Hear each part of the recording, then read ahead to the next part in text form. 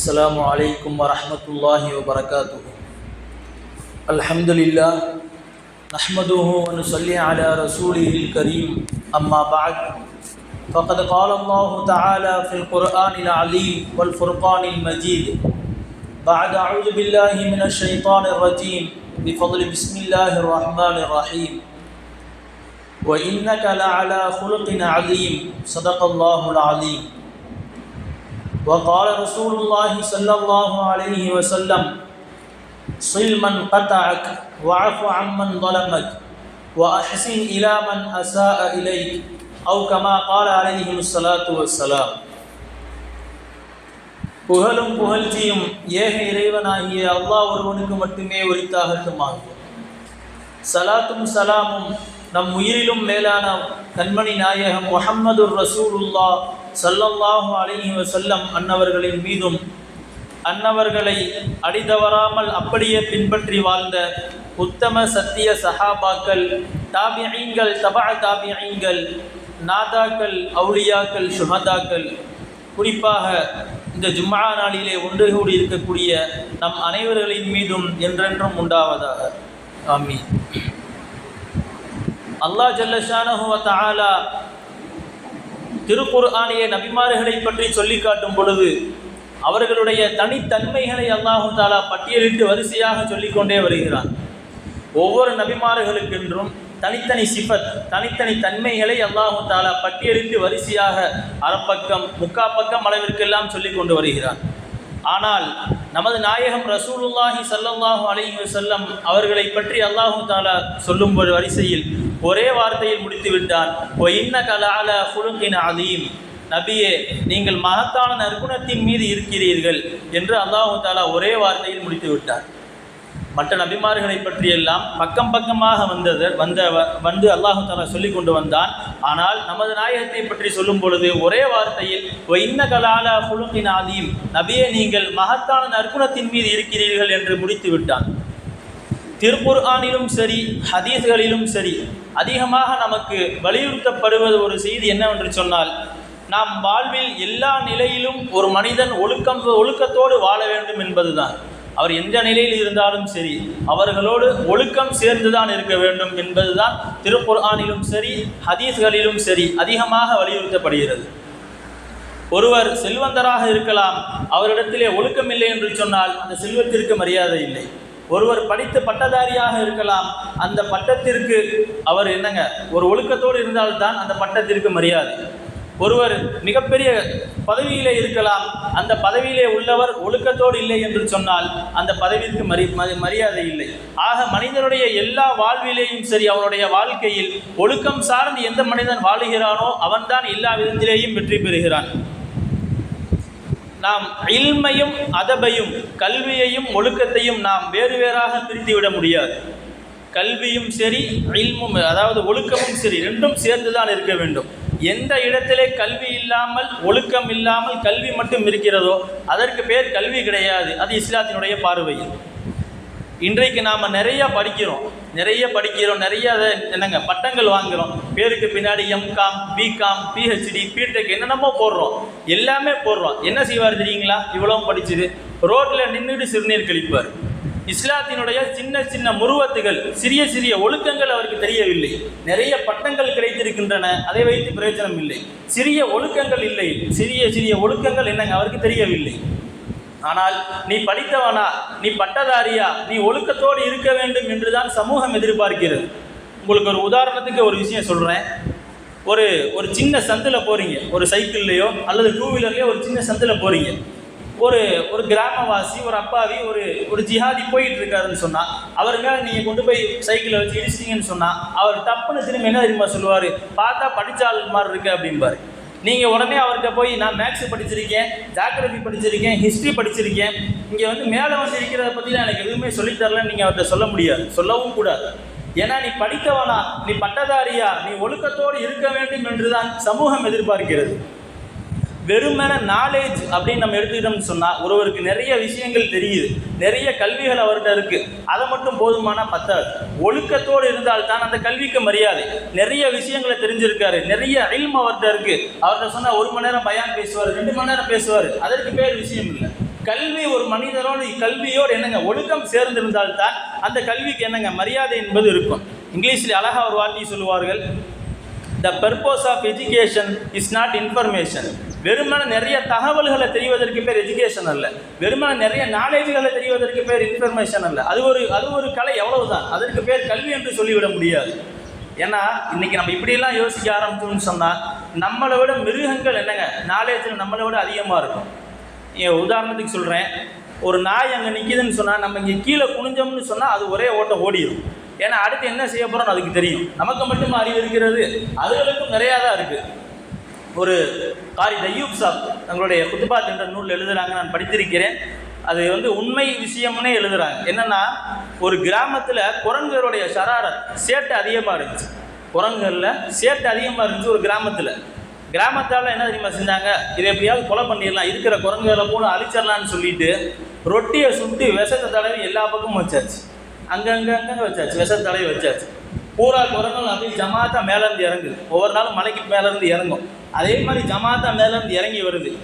ஒரு லேசாக டவுட்டு ஒன்று கேட்டால் கூட தரமாட்டாங்க. இன்றைக்கி என்னடானா அங்கங்கே சுட்டு வச்சுருக்காங்களேன்னு லேசாக ஒரு டவுட்டு வருது. சரி எதனுக்கும் செக் பண்ணுவோன்னு சொல்லிட்டு அந்த கூட்டத்தில் உள்ள ஒரு குரங்கு என்ன செய்யுது, தன்னுடைய தலைமைத்துவ குரங்கை பார்க்குது. நீங்கள் இன்னொரு விஷயம் நீங்கள் கவனிக்கணும், அவங்க எல்லாமே ஒரு அமீருக்கு கீழே கரெக்டாக கட்டுப்பட்டு இருக்காங்க. அந்த அமீரை பார்க்குது. அந்த அமீரை பார்த்துன்னு அந்த அமீர் என்னங்க செய்யுது, அந்த குரங்கு எடுத்து சாப்பிடவும்லாம் இல்லை, வெறும் ஸ்மெல் மட்டும்தான் பண்ணுது. மோந்து பார்த்துட்டு யாரும் சாப்பிடாதுன்னு நாம் இல்லை, இந்த அறிவுக்கு நாம் வந்திருக்கோமா, நம்ம யோசித்து பார்க்கணும்.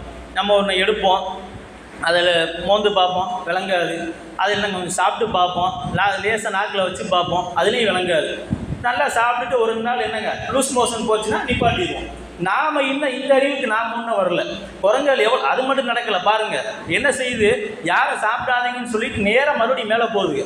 வந்த குரங்குகள் எல்லாம் அவங்களோட இடத்துக்கு மேலே போய் பர்டிகுலராக ஒரு மரத்தில் நிற்கிது. ஒரு மரத்துக்கு கீழே நின்று அதனுடைய இலைகளை பூரா பிடுங்கி எல்லா குரங்குகளும் சாப்பிடுது. ஆளுக்கு ஒரு இலை பிடுங்கி சாப்பிட்டுட்டு இந்த ரொட்டியை சாப்பிடுது. எந்த டிஸ்டர்புமே பண்ணலை.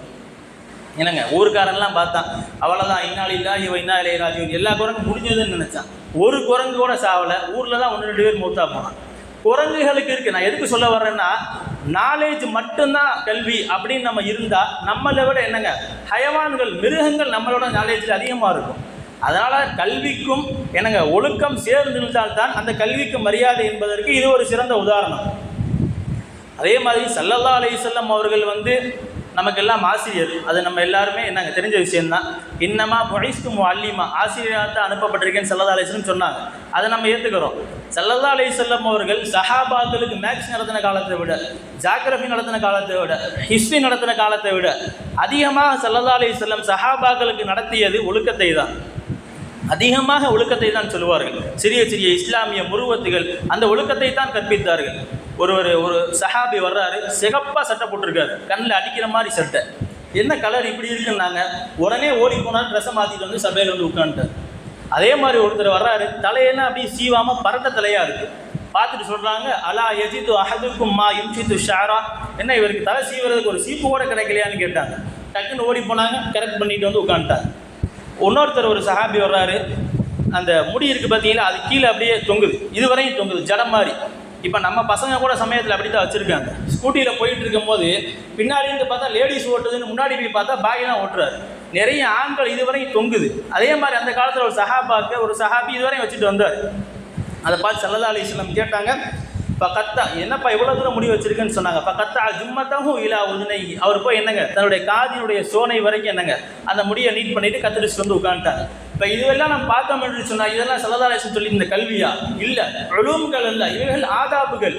ஸல்லல்லாஹு அலைஹி வஸல்லம் அவர்கள் ஆசிரியராக இருந்து தன்னுடைய மாணவர்களுக்கு அவர் என்னங்க கற்பித்து கொடுத்த இவைகள் எல்லாம் ஒழுக்கங்களை தவிர இவைகளெல்லாம் கல்வி கிடையாது. அதனால தான் நாம் மாணவர்களை வைத்திருக்கக்கூடிய பெற்றோர்களுக்கு சொல்கிறோம், உங்களுடைய குழந்தைகளை படிக்க வைப்பது பெரிதல்ல, பட்டம் வாங்கி வெளியே வருவது பெரிதல்ல. ஒழுக்கத்தோடு வருகிறானா, இன்னாருடைய மகான் இந்த தவறை செய்து விட்டான் என்று தலை குனியாத அளவிற்கு ஒரு மாணவன் வர வேண்டும் என்று சொன்னால் கல்வி மட்டும் இருந்தால் பத்தாது. கல்வியோடு எப்பொழுது ஒழுக்கம் சேர்ந்து அந்த மாணவர் வெளியே வருகிறாரோ அப்பொழுதுதான் என்னங்க எந்த தவறும் இல்லாமல் ஒரு சமூகத்திற்கு மத்தியில் ஒழுக்க மேம்பாடோடு ஒரு மனிதன் வாழ வேண்டும் என்று சொன்னால் இது போன்ற மதரசாக்கள் பள்ளிவாசல்களோடு அதிகமாக நாம் தொடர்பில் இருந்தால்தான் இது போன்ற நிலை உருவாகும். அதே மாதிரி பிள்ளைகளை வந்து நாம் வளர்க்கணும். பிள்ளைகளை இந்த காலத்துக்கு தகுந்த மாதிரி நம்ம பிள்ளைகளை வளர்க்கணும். அதுக்கு தர்பியத்துல் அவுலாதுன்னு ஒரு செய்தி இருக்குது, பிள்ளைகளை வளர்க்கக்கூடிய ஒரு முறைன்னு. அதாவது பொதுவாக வந்து தர்பியத் அப்படின்னு சொன்னாலே அது மனிதர்களுக்கு மாத்திரம்தான். எந்த ஹயவான்களுக்கும் மிருகங்களுக்கும் தர்பியத் தேவையில்லை. அதெல்லாம் பிறந்த 5வது நிமிஷமே தர்பியத் ஆயிரும். ஒரு பூனை பிறக்குது, ஒரு எரி பிறக்குது, அதுக்கெல்லாம் யார் நண்பன்னு தெரியும், யார் எதிரின்னு தெரியும், ரெண்டுமே தெரியும். நமக்கு எது ஆகும்னு தெரியும், நமக்கு எது ஆகாதுன்னு தெரியும். நமக்கு தான் எதுவுமே தெரியாது. பிறந்த 1 வயசு வரைக்கும் ஓர்னு அழுக வேண்டியது. அந்த அழுகையினுடைய அந்த குணங்கள், அந்த சத்தமும் கூட எல்லாத்துக்கும் தெரியாது. அது பெற்ற தாய்க்கு மட்டும்தான் தெரியும். அந்த குழந்தை இப்போ வயிற்று வலிக்கு அழுகுது, இப்போ ஏதோ வந்து தூக்கத்துக்கு அழுகுது, அதை நமக்கெல்லாம் ஒரே அழுகையாக தான் தெரியும். அந்த அழுகையினுடைய லுகத்தினுடைய அந்த தர்ஜுமா, அந்த டிரான்ஸ்லேஷன் தன்னுடைய தாய்க்கு மட்டும்தான் விளங்கும், எல்லாத்துக்கும் விளங்காது. அதே மாதிரி தான் அதாவது இப்போ நம்ம இப்படி யோசித்தோம்னு சொன்னால், இப்போ ஒரு மிருகம் இருக்குன்னு வச்சுக்கோங்களேன், உதாரணத்துக்கு சொல்கிறேன், அதுகளுக்கு பிடிக்காத எதெல்லாம் நீங்கள் கொண்டு போய் வச்சு பாருங்கள், சாப்பிட்டுதான்னு பார்க்கலாம், சாப்பிடாது. ஒரு சிங்கம் புலி இருக்குது, அதுக்கிட்ட போய் நீங்கள் ஆடு மாடு திங்கிற மாதிரி புல்லை கொண்டு போய் வச்சு பாருங்கள், சாப்பிடாது. என்ன அடி எடுத்தாலும் சாப்பிடாது. தமிழில் ஒரு பழமொழி சொல்லுவாங்கள்ல, என்னங்க, புலி பசித்தாலும் புல்லை தின்னாது. என்ன அடி எடுத்தாலும் சாப்பிடாது. நீங்கள் இப்படி யோசிங்க, ஆடு மாட்டை கொண்டு போய் ஒரு 1/2 கிலோ கோஷ்டி கறியை வாங்கி கொண்டு போய் வச்சு பாருங்கள், என்ன அடி எடுத்தாலும் சாப்பிடாது. ஆனால் நம்ம மனிதர்கள் அப்படி கிடையாது. ஏன்னா அதெல்லாம் தர்பியத் ஆனதற்கான அடையாளம். நம்ம மனிதர் சுகர் பேஷண்ட்டாக இருப்பார், கொண்டு போய் ஸ்வீட்டை வைங்க, பிஸ்மில்லான்னு சாப்பிடுவார். டாக்டர் சாப்பிடக்கூடாதுன்னு சொல்லியிருக்காரு, தெரியும், எல்லாம் தெரியும், தெரிந்து கொண்டு சாப்பிடுகிறோம். இதுதான் தர்பியத் இல்லை. தர்பியத் என்று சொன்னால் மனிதர்களுக்கு, நான் எதுக்கு சொல்ல வருகிறேன், தர்பியத் என்பது மனிதர்களுக்கு மாத்திரம்தான் தேவை. எந்த ஹயவான்கள் எதற்குமே என்னங்க தர்பியத் என்பது தேவையில்லை. அதெல்லாம் பிறந்த 5வது நிமிஷமே தர்பியத் ஆகிடும். சொல்கிறதுக்கே ரொம்ப கூச்சமாக இருக்குது. என்னென்னா, இன்றைய காலத்து இளைஞர்கள், வாலிபர்கள் எம்காம் பிகாம் முடிச்சுட்டு வெளியே வர்றாங்க, குர்ஆன் திலாவத் தெரியல, ஒசிலினுடைய முறை தெரியல, குளிப்பினுடைய பருது தெரியல. இதுக்கெல்லாம் என்னங்க காரணம்? கல்வியோடு அங்கே ஒழுக்கம் சேரலன்னு அர்த்தம். அப்போனா தான் என்னங்க இதனுடைய பின் விளைவுகள்லாம் இப்படி இருக்குது. எல்லோரும் ஓதக்கூடிய ரமதானுடைய மாதத்திலே கூட குர்ஆன் ஓத தெரியாமல் பள்ளிவாசலில் உட்காந்துட்டு தஸ்பீஹ் எடுத்து ஓதிக்கிட்டு இருக்கானே, இது என்னன்னு சொல்லுவது? ஆரம்பத்திலே இருந்து இது என்னங்க, நாம் ஒழுக்கத்தோடு வளர்த்தோம் என்று சொன்னால்தான் பிற்காலத்தில் அந்த மாணவன் ஒழுக்கமாக வருவான் என்பதற்கு என்னங்க நம்மளுடைய நாடு தான் ஒரு பெரிய உதாரணமாக இருக்கிறது. அதே மாதிரி முஸ்லீம் சமுதாயம் கொஞ்சம் யோசிக்கணும். குர்ஆன் ஓத தெரியாமல், அரபு மொழியோ குர்ஆனை ஓத தெரியாமல் அவர் PhD முடிக்கட்டும், MCom முடிக்கட்டும், BSc முடிக்கட்டும், என்ன வேணாலும் முடிக்கட்டும், அந்த கல்வியில் எந்த பரக்கத்தாவது உண்டா? இல்லையே. ஏன்னா ஸல்லல்லாஹு அலைஹி வஸல்லம் அவருடைய சுன்னத் என்று சொல்லி எத்தனை சுன்னத்தை நாம் இன்னைக்கு பின்பற்றுறோம். தலப்பா சுன்னத், அத்தரு சுன்னத், மிஸ்வாக் சுன்னத், சுர்மா சுன்னத், எல்லா சுன்னத்தும் வருது. என்னங்க, ஸல்லல்லாஹு அலைஹி வஸல்லம் அவர்கள் யாத்திகாஃப் இருந்தார்கள், நாங்களும் யாத்திகாஃப் இருக்கிறோம். அது எப்பயாவது செஞ்சது. ஸல்லல்லாஹு அலைஹி வஸல்லம் அவர்கள் நிக்கா முடித்தார்கள், நாங்கள் முடிக்கிறோம், எல்லாம் முடிக்கிறோமே. எல்லாத்தை விட பெரிய சுன்னத் என்ன தெரியுமா? ரசூலுல்லாஹி ஸல்லல்லாஹு அலைஹி வஸல்லம் அவருடைய வாயிலே 63 வருடம் அரபி மொழி தான் வந்தது.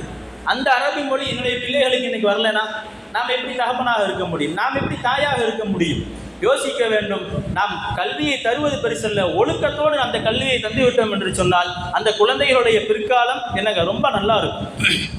இன்னைக்கு நம்ம அதனால தான் நம்ம சொல்கிறோம், கிறிஸ்டின் போன்ற பள்ளிக்கூடத்தில் சேர்ப்பதை விட, இந்து ஸ்கூலில் சேர்ப்பதை விட, இஸ்லாத்தினுடைய ஸ்கூலில் எங்கே என்னங்க நம்மளுடைய மார்க்கத்திற்கு முக்கியத்துவம் கொடுக்கப்பட்டு நம்மளுடைய ஒழுக்கங்களுக்கு எந்த இடத்துல பீரியட்ஸுக்கு அதிகமாக முக்கியத்துவம் கொடுத்து வைக்கப்படுகின்றதோ அப்படிப்பட்ட ஸ்கூலிலே நம்மளுடைய பிள்ளைகளை சேர்த்தோம் என்று சொன்னால் நிச்சயமாக அந்த குழந்தைகள் நல்லதாக வருவார்கள். அதே மாதிரி இன்னைக்குள்ள ஆண்கள் அப்படிதான் சொன்னால், இன்னைக்கு வரக்கூடிய பட்டம் வாங்கி வெளியே வரக்கூடிய பெண்களும் அப்படித்தான் இருக்காங்க. அவங்களுக்கும் குர்ஆன் திலாவத் இல்லை. ஒரு 20 வருஷம் 25 வருஷத்துக்கு முன்னாடியெல்லாம் எல்லா பெண்களுமே குர்ஆன் ஓதுவாங்க. வயதுக்கு வந்தவங்க, வயசானவங்க எல்லா பேருமே குர்ஆன் ஓதுவாங்க. ரமதான்லாம் போட்டி நடக்கும். நீ எத்தனை குர்ஆன் முடிச்சிருக்க இதுவரையும், நான் எத்தனை குர்ஆன் முடிச்சிருக்கேன். இன்னைக்கு வரக்கூடிய இளம் வளம் தரும் தலைமுறையிடத்தில் இந்த போட்டி இல்லையே. இந்த போட்டி வராததற்கான காரணம் என்ன? இல்மிலே என்னங்க, ஒரு அமலிலே ஒரு ருசி இல்லாமல் போனது. அதற்கு காரணம் என்ன? இன்றைக்குள்ள சூழ்நிலை உங்கள் எல்லாத்துக்குமே தெரியும். மிகவும் என்னங்க மோசமான ஒரு சூழ்நிலையில் நம்ம தமிழ்நாட்டில் வாழ்ந்து கொண்டிருக்கோம். ரொம்ப மோசமான ஒரு சூழ்நிலை. முதல் செய்தி என்னங்க, வீடாக இல்லை, எல்லா வீடுமே ஒரு மினி தியேட்டர்களாக மாறி இருக்கிறது. யாரும் கோச்சிக்க வேணாம். 2வது செய்தி, காலேஜுகள், ஸ்கூல்கள், யூனிவர்சிட்டிகள் அதனுடைய தரத்திலே இல்லை. என்னங்க, எந்த ஸ்கூலிலேயும் ஒழுக்கத்தை போதிக்கவில்லை. நான் எல்லா ஸ்கூல்லையும் சொல்லலை, ஒரு சில ஸ்கூலில் சொல்கிறேன். அது என்னங்க, படிக்கணும், படிச்சுக்கிட்டே இருக்கணும், பே லெசன் படிச்சுக்கிட்டே இருக்கணும், படிக்கணும், நல்லா படிக்கணும். நீ ஸ்கூலுக்கு வராமல் போ, டக்குன்னு படிக்கணும், எழுதணும், மார்க் வாங்கணும். நம்ம ஸ்கூல் சார்பாக அப்படி ஒரு மூலையில் பெரிய கட் அவுட் வச்சு 100க்கு 100 சென்டம் இத்தனை பேர்னு போர்டு வச்சாங்கன்னா அந்த ஸ்கூலுக்கு பெரிய பெருமைன்னு நினச்சிக்கிறாங்க. அப்படி இல்லையே, கல்வியே இருந்தால் தானே, கல்வியோடு ஒழுக்கம் இருந்தால் தானே அந்த ஸ்கூலுக்கு பெருமை. இன்றைக்கெல்லாம் முதல்ல ஆசிரியர் நெகை வெட்டலன்னு சொன்னால் கேள்வி கேட்பாங்க. நம்ம அத்தா படிக்கக்கூடிய காலத்தில், ராதா படிக்கக்கூடிய காலத்தில் எல்லாம் அப்படி ஒன்று இருந்துச்சு. நம்ம படிக்கும் போது அப்படி தான் இருந்தது. நெகை வெட்டாருன்னா ஆசிரியர் கேள்வி கேட்பார், முடி ஒரு மாதிரியாக இருந்தால் கேள்வி கேட்பார், குளிக்காமல் அழுக்கா வந்தோம்னா ஏன்டா இப்படி இருக்குன்னு சத்தம் போடுவாங்க. இன்றைக்கி அப்படி கேட்கக்கூடிய ஆசிரியர்கள் இல்லையா? அல்லது அதாவது தலை முடி இருக்குது பார்த்தீங்களா, அதை ஒரு சைஸாக வெட்டிட்டு வந்தால் கேள்வி வைப்பாங்க. இப்போ தலையை அப்படி வெட்டுறதா ஃபேஷனாகவே வச்சுருக்கான். நம்ம பசங்களை பார்த்தீங்களா, சைடில் பூரா அப்படியே கரண்டி நடுவில் மட்டும் வச்சுருக்கான். அது என்னமோ கோரிமோ தொப்பி போட்ட மாதிரி இப்படி நிற்கிது, நட்டக்கு நடுவில் இப்படி நிற்கிது. எல்லா பயிலும் அப்படி தான் வச்சுருக்காங்க. ஸல்லல்லாஹு அலைஹி வஸல்லம் அவர்கள் வன்முறையாக கண்டித்தது சைடில் மட்டும் கரண்டி நடுவில் மட்டும் வச்சுருக்கு. அதை அப்படியே 2 வீலரில் போகிறப்ப அதை ஒரு ஓரமாக நிப்பாட்டி அதை அப்படியே கரெக்ட் பண்ணி அப்படி இப்படி நிப்பாட்டி அது எந்த விதத்தில் கூடும்னு எனக்கு தெரியலை. அல்லாஹ் தஆலா பாதுகாப்பு. ஸல்லல்லாஹு அலைஹி வஸல்லம் அவர்கள் இதை வன்முறையாக கண்டித்தார்கள். ஒரு சைடு மட்டும் என்னங்க முடியை வச்சுக்கிட்டு, நடுவில் பூரா முடியை வச்சுக்கிட்டு, இங்கிட்டு பூரா கரண்டி இருக்குது. இது என்னங்க மிகப்பெரிய ஒரு தவறு. அதே மாதிரி இன்னைக்குள்ள சூழ்நிலைகள் ரொம்ப மோசமாக இருக்குது. நான் ஓப்பனாகவே சொல்கிறேன், இன்றைக்குள்ள எந்த பத்திரிகையாவது இன்றைக்கி ஆபாசம் இல்லாமல் இருக்கா சொல்லுங்கள் பார்ப்போம். சர்க்குலேஷனே ஆகாது, பத்திரிகையே செல்லாது. ஆரம்பத்திலையும் கடைசியிலையோ அல்லது நடுப்பகுதியிலையோ ஆபாசமான ஃபோட்டோ இல்லை என்று சொன்னால் அந்த என்னங்க அந்த பத்திரிகை அது அவ்வளோதான், அது போகவே போகாது. டோட்டலாக மொத்த மீடியாவும் கெட்டு போய் கிடக்கின்றது. அல்லாஹ் தஆலா பாதுகாக்க வேண்டும். இந்த தலைமுறையில் தான், இந்த இருக்கக்கூடிய சூழ்நிலையில் தான் நம்மளுடைய பிள்ளைகள் வளருகிறார்கள் என்று நினைக்கும் போது பயமாக இருக்கிறது. அவருடைய பிற்காலத்தை நினைக்கும் போது பயமாக இருக்கிறது. ஒரு 2 செய்தியை மட்டும் சொல்லி முடிச்சிடறேன். இப்போ சமீபத்தில் நடந்ததான் அவங்க ஞாபகத்துக்கு கொண்டு வரேன். என்னென்னா, ஒரு கல்லூரி மாணவி, கும்பகோணத்தைச் சேர்ந்த ஒரு கல்லூரி மாணவி தன் காதலனோடு சேர வேண்டும் என்பதற்காக வேண்டி அம்மா தடுக்கிறார். 2 பேரை வச்சு அம்மாவை கொலை பண்ணியாச்சு. அல்லாஹ் அக்பர். எப்படி பாருங்க, தன் காதலனோடு சேர வேண்டும் என்பதற்காக பெற்ற தாயை 2 பேரை வச்சு கொலை செய்கிறான்னு சொன்னால் எந்த அளவுக்கு சீர்கேட்டிலே இருக்கிறோம் என்று நாம் சற்று சிந்தித்து பார்க்க வேண்டும். இது முதல் செய்தி. 2வது செய்தி என்ன தெரியுங்களா? ராஹிலான்னு ஒரு பொண்ணு, பேர் சொல்கிறதுல ஒன்றும் தப்பு இல்லை, ஏன்னா அது எல்லாமே மீடியாவில் பரவல் ஆயிடுச்சு. ராஹிலான்னு ஒரு பொண்ணு, அது ஒரு ஆணை விரும்பி அது கேஸ் விஷயமா போலீஸ் ஸ்டேஷனில் இன்ஸ்பெக்டர் கூப்பிட்டு அனுப்புகிறாரு. கூப்பிட்டு வச்சு பேசுகிறாரு, ஏம்மா நீ இப்படி இருக்க, உங்கள் அம்மா அப்பா காலில் விழுந்து உங்கள் அம்மா அப்பா இப்படி கெஞ்சுறாங்களே, அழுகிறாங்க, நீ ஏன் இவனை நம்பிட்டு வர்ற? இன்ஸ்பெக்டரை யோசிக்கணும். இன்ஸ்பெக்டர் என்னங்க கைரகம், முஸ்லீம் அல்ல, அவர் வேற ஆள். அவர் சொல்கிறாரு, இவன் உன்னுடைய ஆள் கிடையாது, இவன் என்னங்க காஃபிர், இவன் உன்னுடைய கம்யூனிட்டி கிடையாது, நீ ஏன் உன்னோட போகிற, உங்கள் அம்மாவோடைய போ, உங்கள் அப்பாவோடைய போன்னு சொல்லி இன்ஸ்பெக்டர் என்னங்க பேசிக்கிட்டு இருக்காரு. யாரும் எதிர்பாராத விதம் என்ன நினச்சி தெரியுங்களா? டப்புன்னு ராஹிலாவுடைய அம்மாவும் அத்தாவும் அந்த புள்ள காலில் விழுகிறாங்க. அல்லாஹ் பாதுகாக்க வேண்டும். பெற்ற தாய் தந்தை வாலிதேன் 2 பேரும் புள்ள காலில் விழுகிறாங்க. என்ன தெரியுமா செஞ்சு அந்த புள்ள? பிடித்த கையை என்னங்க உதறி விட்டு அவன் கூட போனான். இது எவ்வளவு பெரிய மோசமான ஒரு சீர்கேடு. பெற்ற பிள்ளைகளுடைய கால்களிலே விழுகும் அளவிற்கு பெற்றோர்கள் இன்னைக்கு வந்திருக்கிறார்கள். விழுந்த பெற்றோர்களை உதறிவிட்டு பிடித்தவனோடு போகிறேன் என்று போகிறார்கள் அல்லவா? இந்த சமூக சீர்கேடை நாம் என்னவென்று சொல்வது? அல்லாஹ் தஆலா பாதுகாக்க வேண்டும். இதற்கெல்லாம் மிக மிக முக்கியமான ஒரு காரணம் என்னவென்று சொன்னால், ஆரம்பத்தில் இருந்து அவர்கள் என்னங்க கல்வியை மட்டும் படித்ததனுடைய விளைவுதான் இந்த விளைவு. ஒழுக்கம் சேரல, வெறும் கல்வி மட்டும், லெசன் படித்து வச்சா எழுது, சென்டம் வாங்க, அதை வச்சு செய், இப்படியே படித்ததனுடைய விளைவு தான் இன்னும் எங்கே முடிஞ்சிருக்கு? மிக மோசமான ஒரு நிலையில் முடிஞ்சிருக்கு. அல்லாஹ் தஆலா பாதுகாக்க வேண்டும். கடைசியாக சொல்கிறேன், கல்வி என்பது ஒழுக்கம் இல்லாமல் கல்வி என்பது இல்லை. அல்லாஹ் ஜல்ல ஷானஹு தஆலா நம்மளுடைய பிள்ளைகளுக்கும் வரக்கூடிய சந்ததியினர்களுக்கும் அல்லாஹ் தஆலா கல்வியோடு சேர்ந்து ஒழுக்கத்தையும் நல்ல ஆதாபுகளையும் நமக்கு கண்குளிர்ச்சியான பிள்ளைகளாக வல்ல அல்லாஹ் நம்மளுடைய பிள்ளைகளை ஆக்கி அருள் புரிவானாக. ஆமீன். வாஹிரு தாவானா அல்ஹம்துலில்லாஹி ரப்பில் ஆலமீன். அஸ்ஸலாமு அலைக்கும் வரஹ்மத்துல்லாஹி வபரகாத்துஹு. சுன்னத்துல்